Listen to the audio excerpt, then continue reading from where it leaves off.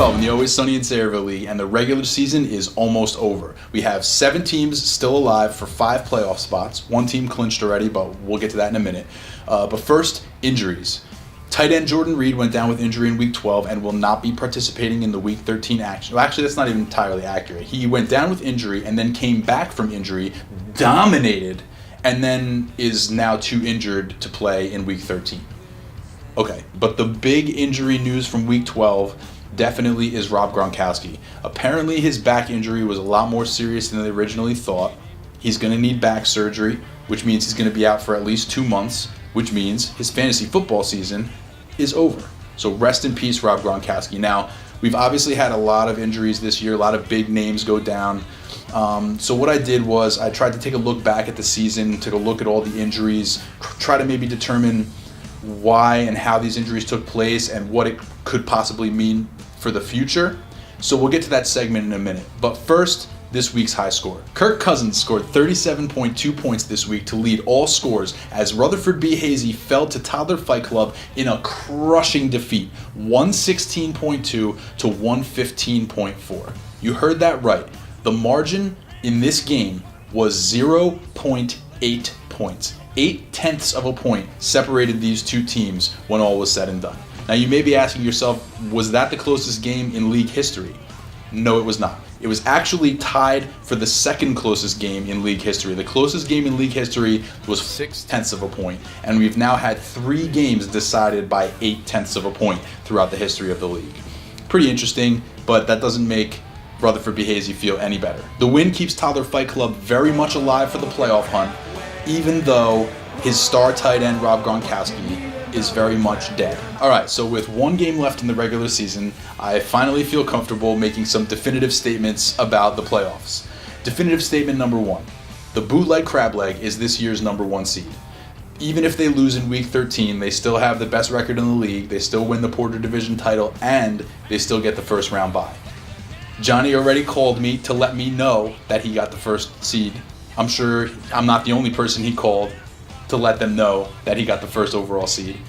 That is called touching the money. The defending champion 7-5 Gotham Rogues are essentially in the playoffs. They haven't technically clinched, but even with a loss based on points scored, it looks like they're pretty much in. The best they could do is the 3rd overall seed. Now, the other 7-5 teams in the league, the picture is not quite as clear. The Golden Showers, the Rusty Strombone, and Devontae's Inferno are all sitting at 7-5, tied at the top of the number 2's division. So we're going to find out who the division winner is in the last week of the season. So that's pretty cool. The other interesting thing is that these guys are not playing against each other, so it's not like one wins and one loses. They all could win. And then it's just going to come down to points scored, and the points scored are a lot closer than they were earlier in the season. So, anything could happen. Based on points scored, the Golden Showers and Rusty Strombone both have an inside track should they lose to still make the playoffs, but Devontae's Inferno, not so much. And of course, we can't forget about those 6-6 teams, Team Blumpkin, the Moth, and Toddler Fight Club, all of whom are very much alive.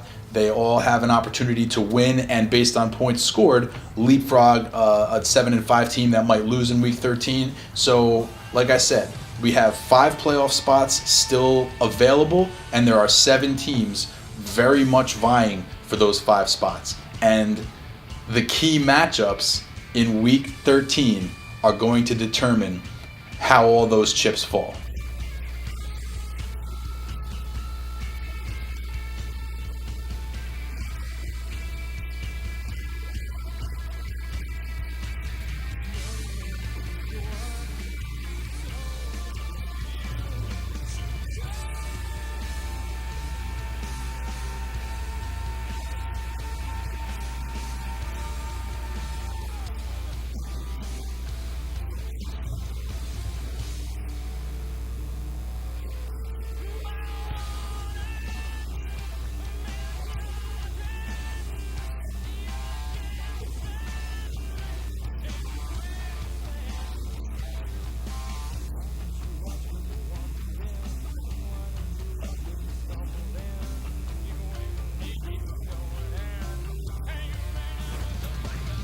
All right, thank you very much. This is your commissioner reporting live. This is actually a really big moment for me. I don't get to do a lot of celebrity interviews, but right now, taking a few minutes, is the Grim Reaper. Thank you very much for taking some time to do an interview with me. You're welcome. Okay, so basically what I wanted to do at this point in the season is just kind of get a minute to talk to you about your fantasy team, because your fantasy team has had pretty big impact on our fantasy season as we've gone along. So if it's cool with you, we could just take a few minutes and talk over your roster really quickly. Please. Okay, so in the first round, in week 1, you chose Keenan Allen right out of the box. Oh, yeah. Not even at halftime, Keenan Allen, you needed him. What was the thought process? Well, I had Keenan Allen last year. He was just so good for me that I just had to have him as soon as possible this year. So, like midway through the second quarter of the first game of the year, I took that motherfucker. You sure did. You sure did. I took him hard. Yeah. Ask the Toddler Fight Club. He'll tell you all about it. This is true. And in week 2, you came back with 2 picks. Looks like you traded up some picks and went with 2 running backs, Danny Woodhead and Adrian Peterson. Talk to us about those guys. Oh, yeah. I couldn't believe that Adrian Peterson fell to me. Could not believe it. So Adrian Peterson fell to me in week 2, and boom, there it was. Had to have him. And then, I figured I'd just lock that second spot right up with a guy who gets a bunch of receptions, and I think it was a keeper in your league, as a matter of fact. Oh man, that sucks. And I took that guy, and that was Danny Woodhead, because who doesn't like wood or head? True. Very true. Mm-hmm. He was a keeper, I can confirm that. Yeah. So we had a couple weeks off there in the middle of week 3 and 4. Well, week 3 was my bye week. You can see me hanging out with Tom Brady. Mm-hmm. Yeah, me and Tom on the beach. Not surprised that that's company that you would keep. I got a sweet tan during that. True. Can't you tell? True.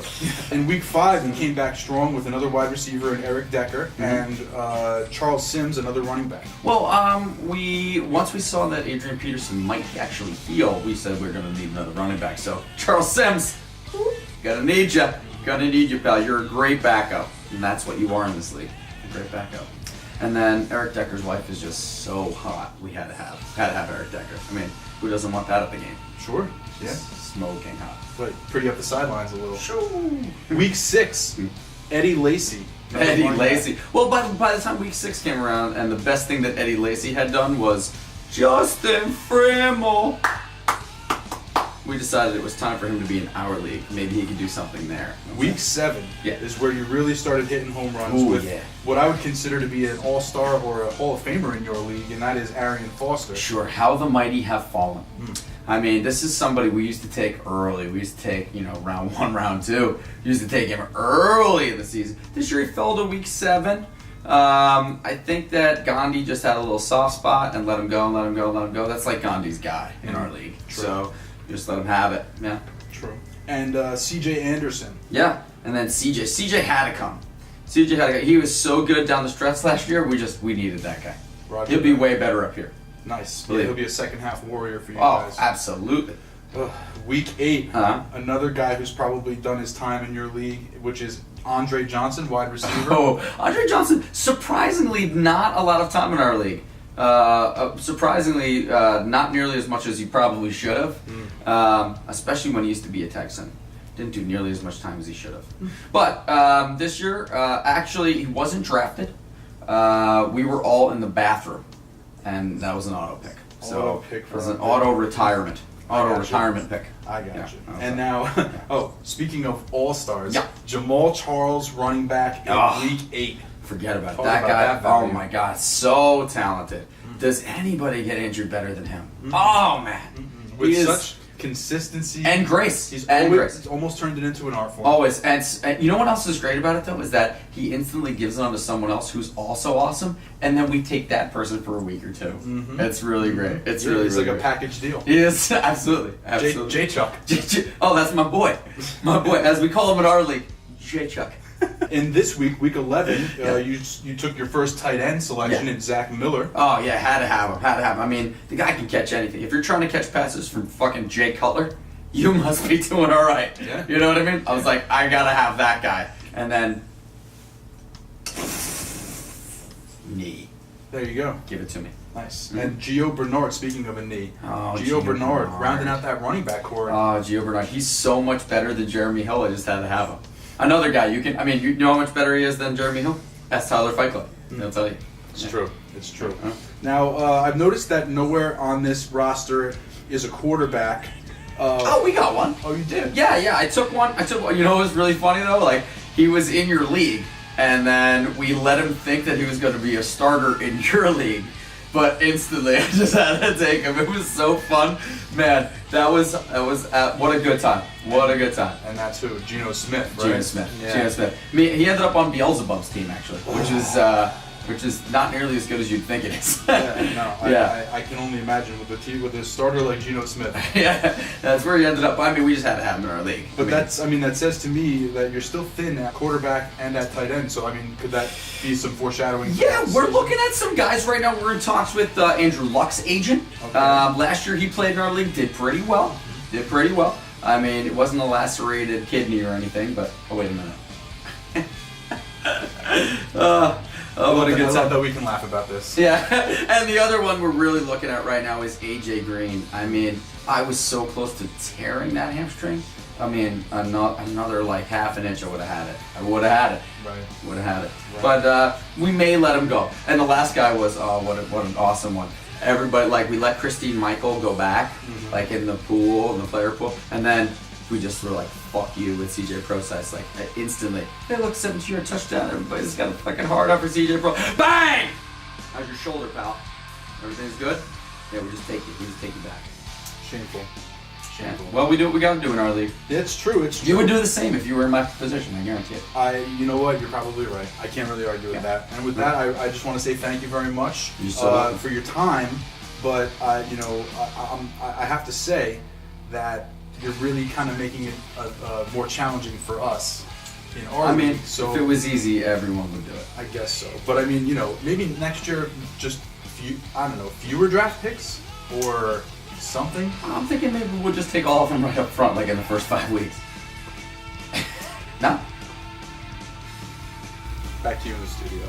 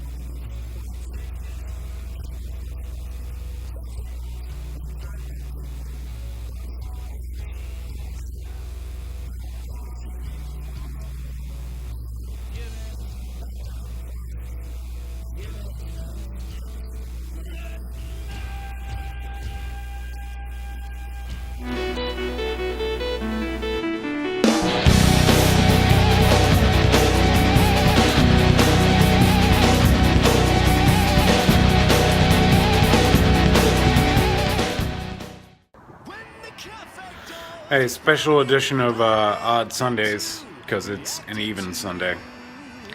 And even Sundays are disappointing. Who loses 14-5? And also, I lost by 0.8 points. So, that's fun for me.